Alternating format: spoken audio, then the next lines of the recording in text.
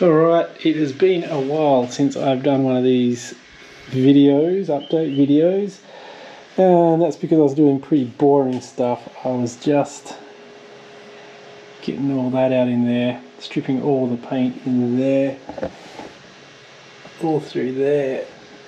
Took out those patches that were holding the rails in. Well, maybe holding the rails in, who knows. And I was stripping away all the paint under this guard. I got up to there. Yeah, and doing a bit more.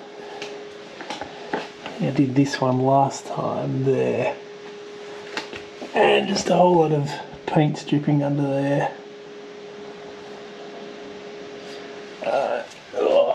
And that sort of rock protection stripping.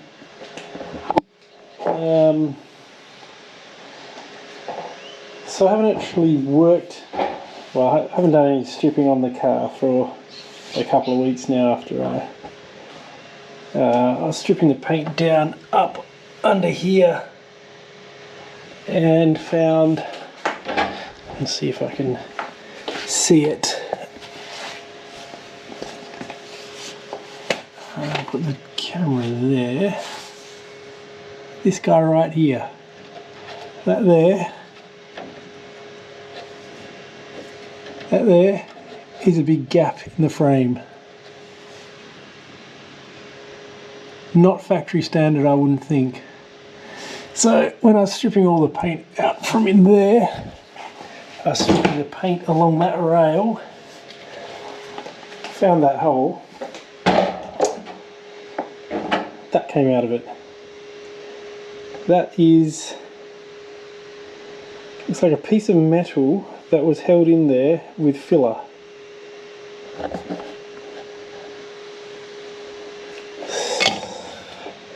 So once I found that, I decided that I needed a break from working on the actual shell itself, because it is just beating me down.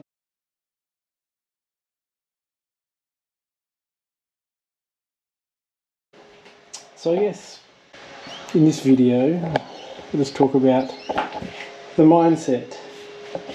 So when I first started ripping this car apart, I had a lot of older guys that had done it before, and they were telling me you're going to have times where you lose motivation and you just want to shelve it. And I guess that's why you see and hear of stories of guys that are, you know, restoring cars and they end up sitting in their sheds for 15 years half done like this. I guess it's because they lose motivation halfway through, you know. For whatever reason, they run out of time, they run out of money, or lose interest, or in my case, just emotionally beaten down by previous work that's been done to it. And so yeah, I had these guys telling me, you're going to have times when you feel emotionally beaten down and you're not going to want to, you're going to want to shelf it for a while. But they all said the same thing. They said all you got to do is just keep chipping it away at it.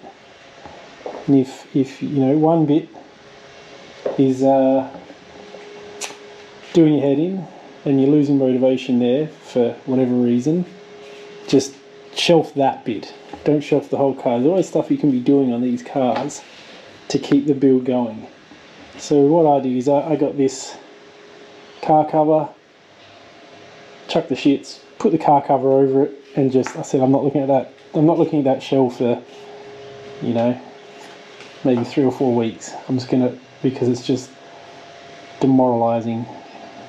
Because I fully know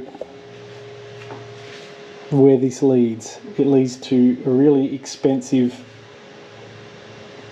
frame rebuild, and of course, because all these panels and all the strut towers and everything are all welded off the frame, all that has to come off and get rebuilt, which I've said in other videos, I'm going to probably rebuild most of this front anyway, because every panel is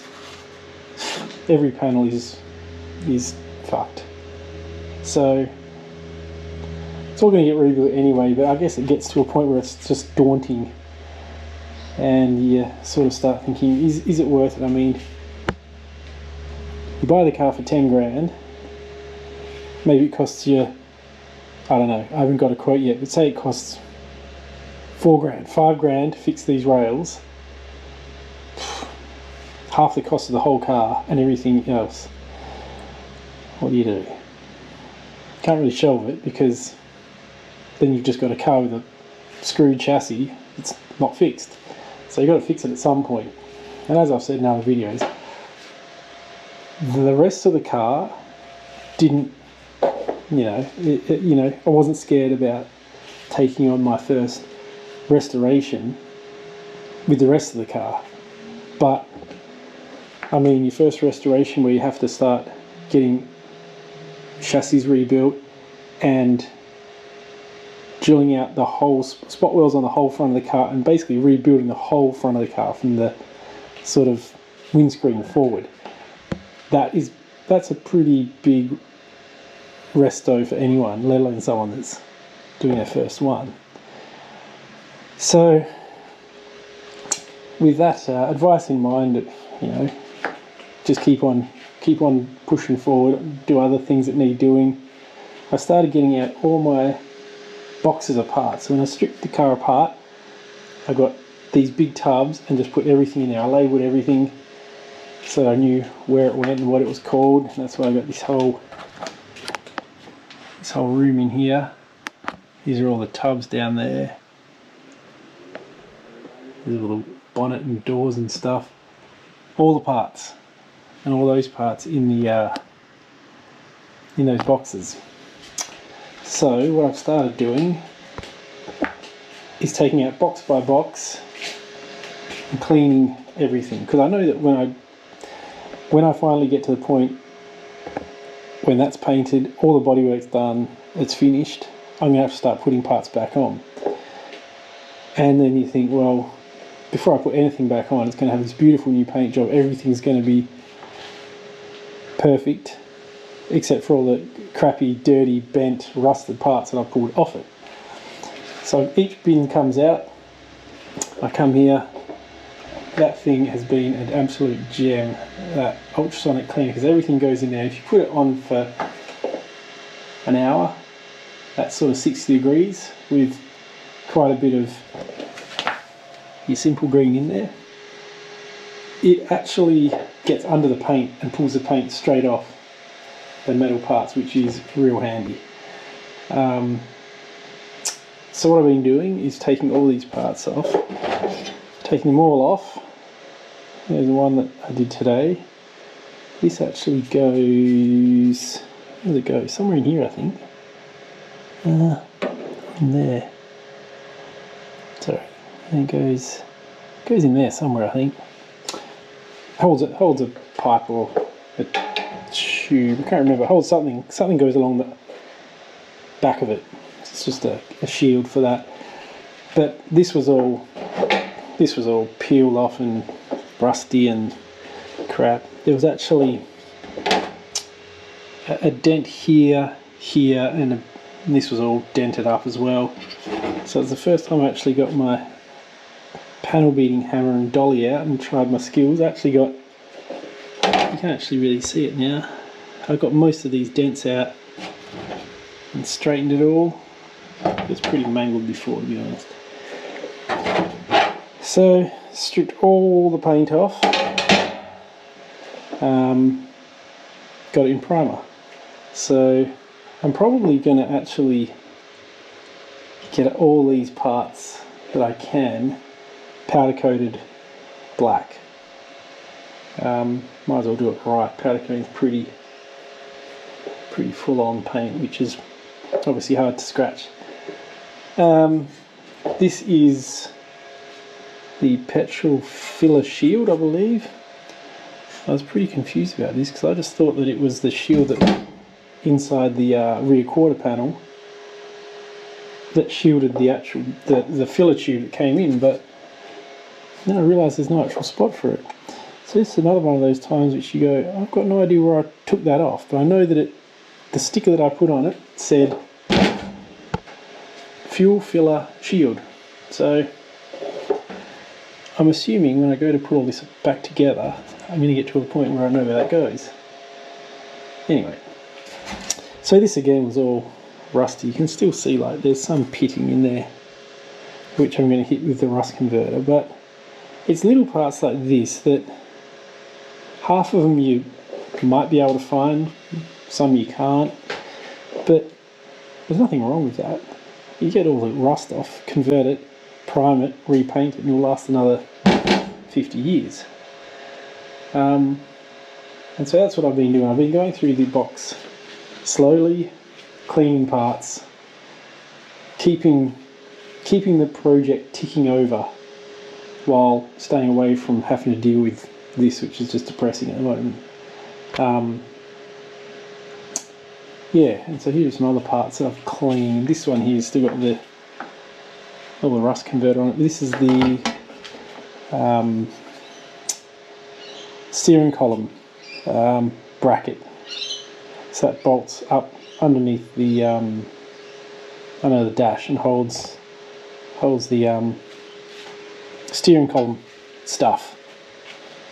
This is the clutch and brake pedal. I haven't really cleaned these up hugely yet. Might sandblast them at some point. I've decided I'm going to bite the bullet and get one of those sandblast cabinets that you can buy. How's that, eh? I don't know what's going on there. Looks like they have welded a bolt to the top of the clutch pedal. Now, there's probably a reason they did that, and I reckon it's because they were having issues with this maybe parting and losing the cable or something. That's what I reckon. Could be wrong, could be way wrong. But little things like this, drive shaft safety brakes, that sits which way? That way, I think, under the car. And this here, this is the air intake, which sits, where is it? Sits here, somewhere there maybe. No, there. Sorry, somewhere there. This is why you write everything down. I think it sits there. Maybe. Who knows? It sits somewhere there.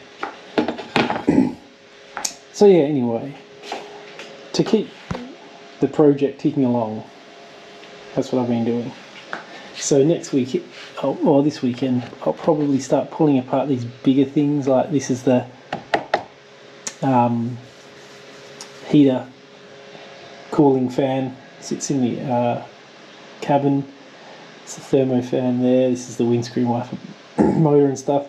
So bit by bit I'm going to bring that up here, clean it, strip it down,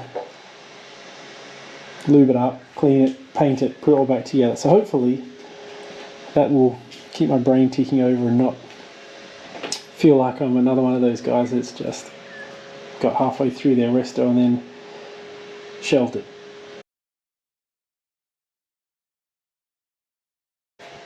Because there's so many panels that are so rooted, I'm still going to get the second shell that I found and have them side by side. I've measured it. I can fit them side by side in here. It's going to be real tight, but they'll fit. And they shouldn't be in here for too long because I'm essentially just stripping all the parts I need off one to come to the other. And I can strip all the parts and have them sitting in my storeroom. So as soon as that's in, I'll be all in stripping the parts that I need off of that, which I reckon will be most of this front end. Probably not much of the back end. There might be some some sections like this that I'll be able to chop out of the other one, bring into this one. I think the floor pan on the other one might be better than this, but it'll also give me a good chance to look over that other frame. I didn't really have a good look at it, other shell. I didn't really have a good look at it when I was at his house. We got too caught up talking about other cars and life stories. But I guess a lot of people would say, well, if the other one doesn't have a bent chassis, why wouldn't you just build the other one?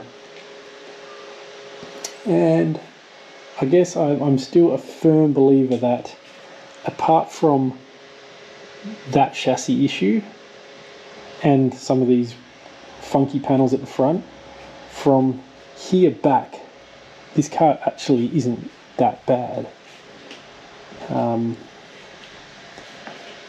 Yeah, and so I would like to finish using this one if I could. If I go to the chassis guys and they say the whole, it doesn't look it, but the whole frame's rooted and on the piss, then that's probably my decision made for me, because there's no point, going down that rabbit hole and getting real deep into a build of a car that will probably never be right. I'd rather have a car that's right. Hopefully it can be this one, but we will see. So I've also been looking up, see there's this like corrosion in here, best way to get that out. A lot of guys, see if I can get that in there. Yeah, a lot of guys pump certain stuff in there and dump the whole block after it's been stripped in vinegar to see how that works and all the rest of it. So it'd be really interesting to see if I can get all that out, because this is all going to get rebuilt. I've decided I'm going to get forged internals for it, I think, just because when it's all apart you might as well. So I'll probably get new cams, new pistons, new rods. Don't know what the crank's going to look like.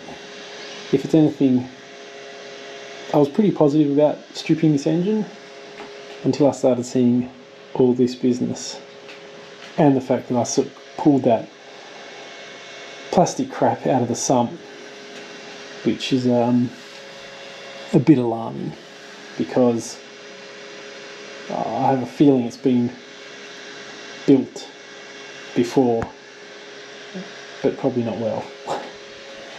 Who knows, I might be surprised. I might bust it open, it might be beautiful, but I do not think so. I think it's going to look pretty average. It won't when I've finished. It'll look brilliant. The whole car will look brilliant when I've finished. But again, 11 months to get all this sorted, all the rust sorted, the whole front end rebuilt, painted, then rebuild the engine. I'm going to assume the gearbox needs to be rebuilt as well, along with the diff. I'll probably get the gearbox rebuilt by someone that actually knows what they're doing. Gearbox rebuilt, diff rebuilt, all the parts refurbished, bought new, put back on, interior done.